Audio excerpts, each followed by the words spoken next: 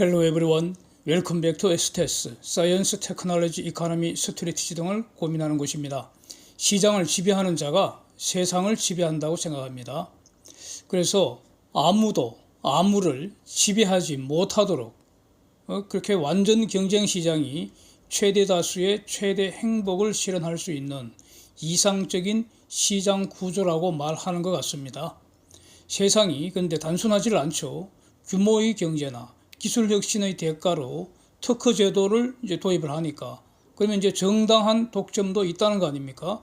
그래서 기본적으로 그 경쟁을 방해하는 불공정 행위는 시장 경제의 주적으로 그냥 박살을 내버려 하는 것이 원칙이고, 그러나 예외로 독점이 허용되는 경우도 있다는 거 아닙니까? 그런데 예외로 독점이 허용되는 경우라 하더라도 과연 그 독점을 통하여 시장의 다수가 그 혜택을 받는지 여부를 사후적으로 또 이제 심사를 한다는 걸로 이렇게 지금 제도가 운영이 되는 걸로 알고 있습니다. 이 모든 것의 전제는 개인이든 국가든 각자 알아서, 즉 자유롭게 자유의지로 시장이 지배되지 않도록 해야 한다는 겁니다. 그럼에도 시장의 지배를 받고 있다면 그것은 그가 원했기 때문이다, 뭐 이렇게 봐야 하지 않겠습니까? 유럽 중에서 특히 독일을 한번 보면은 독일 그 제3제국 시대 때 전차 군단 앞세워서 러시아 지배하려고 진격하던 그런 독일이었는데, 마음을 고쳐먹고 이제 열심히 살았을 뿐인데 요즘 되돌아보니까 에너지 시장에서 러시아한테 지배를 당하는 꼬라지로 전락해 있더라는 거 아닙니까? 그래서 늦게서 이제 정신 차리고 러시아로부터 에너지 독립하려고 지금 발버둥을 치는 모습입니다. 그리고 또 달리 생각해 보면 러시아는 팔 곳이 딱 그 유럽이 주된 거 파는 시장이기 때문에 유럽이 시장을 닫아버리면 팔 곳이 사라진다는 그런 점도 있습니다, 러시아한테는. 그래서 러시아건 유럽이건 이제 서로 공손하게 서로 존중하면서 서로 잘 살아보자, 뭐 이렇게 해야 될 텐데, 하여튼 지금 판을 깬 거는 푸틴이라고 생각합니다. 이제 기사 한번 보시면은 독일이 8월 16일 날 그 독일 가스 수입업자 한 두 군데하고 계약을 하나 맺었는데, 그 내용이 플로팅 LNG 터미널 두 곳을 오는 겨울 시즌부터 24년 3월까지 운영하라, 이런 계약입니다. 그래서 플로팅 LNG 터미널, LNG를 그러니까 플로팅이니까 해상에 이렇게 둔다는 거 아닙니까? 저장한다는 거 아닙니까? 그래서 일종의 FSRU, 이걸 이제 두 개를 운영을 하는 그런 계약인데, FSRU니까 F, Floating Storage Regasification Unit 해서 그 내용은 수입하는 LNG를 해상에 떠 있는 배에 저장을 했다가 필요할 때 가스로 다시 기화를 시켜서 육지에는 이미 독일 전역에는 가스 파이프가 쫙 깔려 있으니까 그 깔려 있는 가스 파이프에 공급하는 임무입니다. 이거를 수행할 계약을 맺었다는 겁니다. 그래서 저거 아마 그 새로 FSRU를 건조를 해서는 일단 불가능하죠. 아까 아마도 이미 있는 그런 노후 가스 운반선 재활용하는 것, 이게 이런 방식을 취하지 않을까 싶습니다. 지금 독일이 이런 곳을 한 5곳을 이미 준비한 것으로 알고 있는데, 이 두 곳이 지금 추가되는 것인지 여부는 제가 지금 더 조사를 안 했습니다. 즉 총 5개인지 또는 7개인지 요건 지금 기사상으로는 불확실한 것 같고요. 그래서 조사를 하면 알 수 있을 텐데 여기에 뭐 시간과 에너지를 낭비할 가치는 없을 것 같고요. 그러니까 조만간 좀 있으면 저절로 알게 되지 않을까 싶습니다. 근데 여기서 왜 24년 3월까지 계약을 맺었을까? 그래서 지금 정상적인 수입 터미널, 제대로 된 수입 터미널을 두 군데를 공사 중인 걸로 지금 보도가 되지 않습니까? 여기 이제 독일 의회에서 예산도 다 확보해주고 이미 시작된 걸로 알고 있죠. 이거 완공되는 시점과 저 계약 기간을 일치시킨 거 아닌가? 다시 말하면 그 FSRU라는 것은 임시 대응 수단이라는 것입니다. 그래서 그 기사 보면은 그 독일 경제장관이 왜 우리가 독일이 이렇게 하는 이유, 여기다 돈을 쓰는 이유가 뭐냐? 푸틴의 공갈 협박에 대응을 해야 한다. 독일 에너지 독립, 그러니까 구체적으로는 러시아로부터 이 천연가스 독립을 이루기 위한 것이다. 뭐 이런 취지로 여기서 천연가스 독립이라는 표현은 제가 이렇게 좀 재미있게 표현한 것입니다. 그래서 독일 쪽 분석은 글로벌 마켓에서 LNG는 지금 충분히 확보되어 있다는 것이고, 이걸 싣고 오는데도 큰 이제 장애는 아닌데, 가장 큰 바틀렉이 어디냐? 바로 수입 터미널 시설 확보하는 거라는 겁니다. 그래서 수입 터미널 시설만 확보되면은 이제 이렇게 위기, 지금 에너지 위기 아닙니까? 가스, 특히 그 중에서도 가스 위기인데 이거 이제 극복할 수 있다. 뭐 이런 취지로 들립니다. 그래서 여기서 이제 두 개의 FSRU 용량이 어느 정도냐? 연간 12.5 BCM LNG입니다. 여기서 LNG하고 가스를 이 기사를 볼 때 명확하게 이렇게 준별을 해야 합니다. 엄격하게 구별을 해야 됩니다. 그래서 LNG로 12.5 빌리언 큐빅미터입니다. 빌리언 큐빅미터. 지금 이쪽 에너지 분야는 단위가 매우 다양합니다. 부피 단위에도 큐빅미터도 있고 큐빅피트도 있고요. 미국은 큐빅피트를 쓰잖아요. 유럽 쪽은 MKS 단위계에 있어서 큐빅미터를 쓰고요. 또 이거는 이제 부피 단위이고 또 용량 단위도 있습니다. 왜 부피 단위 또 중량 단위를 왜 쓰느냐 하면은 이 부피는 가스를 LNG로 바꾸면은 부피가 600분의 1로 줄지 않습니까? 그래서 저게 가스로 얼마 BCM인지 LNG로 BCM인지는 600배 차이가 나는 겁니다. 그래서 이거 아주 준비를 해야 된다. 조심해야 합니다. 그래서 저도 늘 신경을 씁니다. 그래서 두 개의 FSRU 용량이 연간 LNG로 12.5 BCM인데 이게 about 13% of the country's gas demand in 2021. 그러니까 21년 독일 전체 가스 수요량의 13%를 두 개의 FSRU가 커버할 수 있다. 와, 대단합니다. 그렇죠? 그러니까 지금 러시아 없어도 세상에 LNG는 충분하다. 이걸 지금 전제로 하는 것 같습니다. LNG로 연간 12.5 BCM, 이거 상당한 용량인데 제가 언뜻 산수를 해봤더니 보통 우리 17.4만 큐빅미터 표준 가스 운반선이 연간 한 15번 정도 배달을 해줘야지 저거 다 채울 수 있는 그 정도 용량인 것 같습니다. 근데 요와 관련해서 지금 배경사진에 러시아에서 유럽으로 오는 각종 가스 파이프 보여주지 않습니까? 거기서 노드 스트림 1, 2가 있었는데 노드 스트림 2는 완공 다 해놔놓고 이제 아웃시켜버린 것이고요. 시설 투자해놓은 거 전부 다 이제 썩게 생겼습니다. 유크레인 침략 전쟁 직후에 바로 아웃시켜버린 것이고, 노드 스트림 1은 어쨌든 지금 정상적으로 지금 파이프 통해서 가스가 오다가, 그래서 정상적으로 왔을 때 대략 연간 55 BCM, 연간 55 BCM, 빌리언 큐빅미터 이게 온다는 겁니다. 여기 지금, 그런데 지금은 러시아가 저 용량의 20%만 보내고 있다. 이렇게 기사가 말하고 있습니다.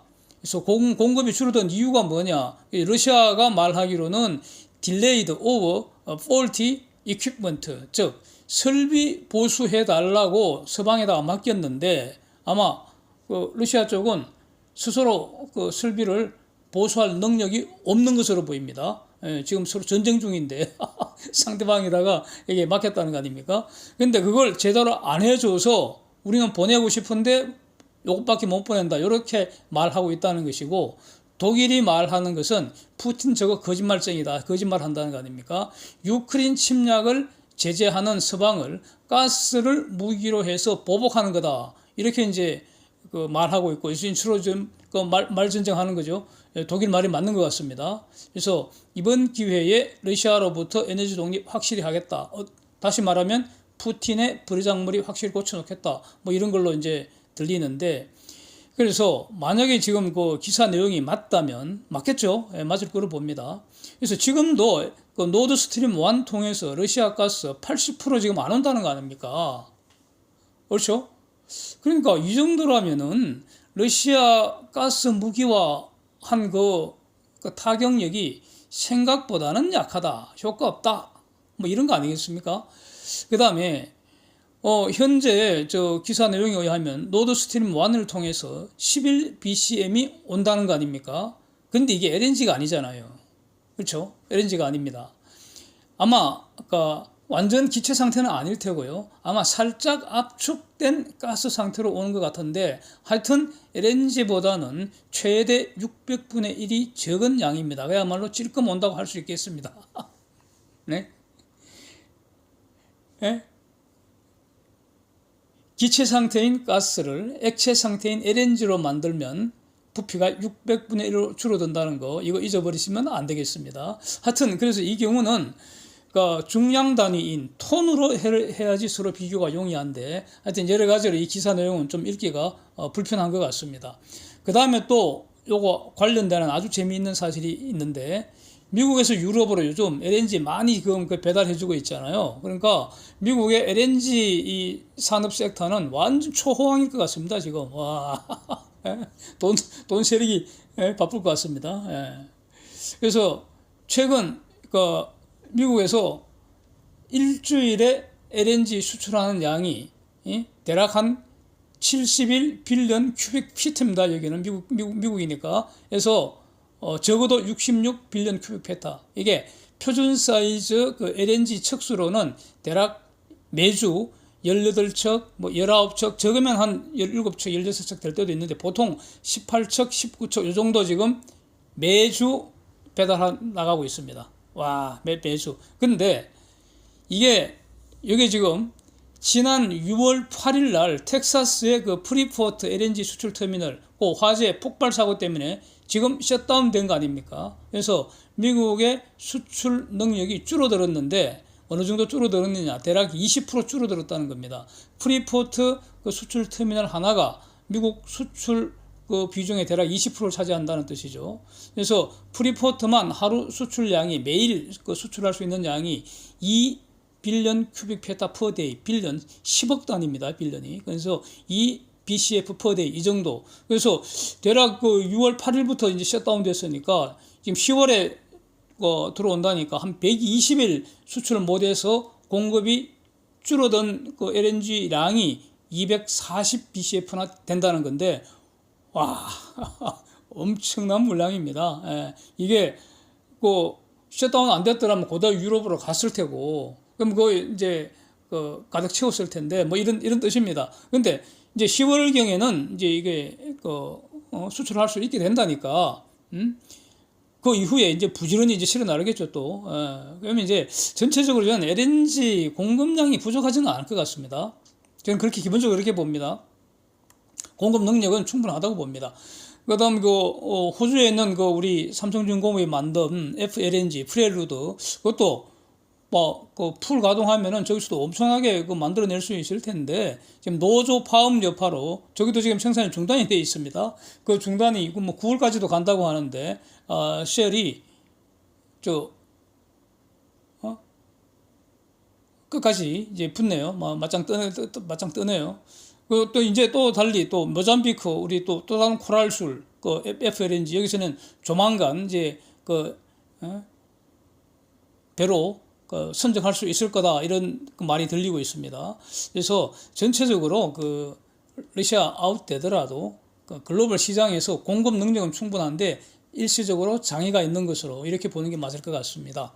천연가스 이제 시세 한번 보면 선물 시세, 이거 글로벌 마켓에서 가격보다도 최근 많이 올랐지만은 유럽의 TTF 가격, 이게 지금 완전히 어지럽죠. 그래서 1년짜리 또 10년짜리 이 장기 그래프 TTF 가격 한번 보면은 TTF 같은 경우 대략 한 팬데믹 이전보다 10배 이상 지금 가격이 오른 것 같습니다. 이게 엄청난 것 같습니다. 그래서 지금 저 가격이 저렇게 오른 것이 단기간이다, 일시적이다, 이렇게 보는 게 저는 맞다고 봅니다.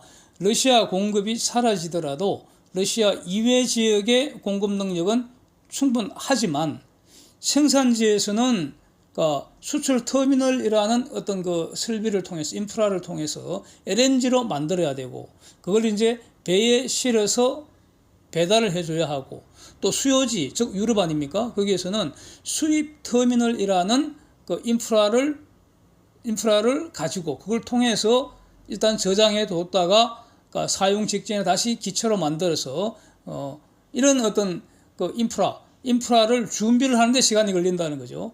그래서 단기간에 공급망 장애로 인한 가격 상승이다. 이렇게 정리하는 게 저는 이렇게 정리를 하겠습니다. 그렇고 그래서 지금 유럽이 비록 단기간이지만 높은 가스 가격 지불하는 거 저건 뭐 일종의 독립운동 비용이라고 보는 게 맞지 않겠습니까? 그래서 속이 편하죠. 기본적으로 유럽은 저 정도 가스 가격 지불할 능력은 있다고 생각되고요. 저것 때문에 망하고 그러지는 않을 거 아닙니까? 그 다음에 또 어떻게 달리 보면은 과거 수십 년간 아주 저렴하게 사용해 왔잖아요. 그래서 이제 그 러시아 아웃되고 또 동시에 그 에너지 전환 시대니까 탄소 전쟁이 진행되면서 전체적으로는 에너지 가격은 그러니까 과거보다는 올라간다. 이거는 이제 그 각오를 해야 할 것 같습니다. 뭐 이건 여러 번 이제 그 말씀드린 내용이고 하여튼 그럼에도 불구하고 지금 가스 가격은 일시적이지만 이제 너무 높지 않은가 뭐 이런 의견입니다. Thanks for watching. See you next.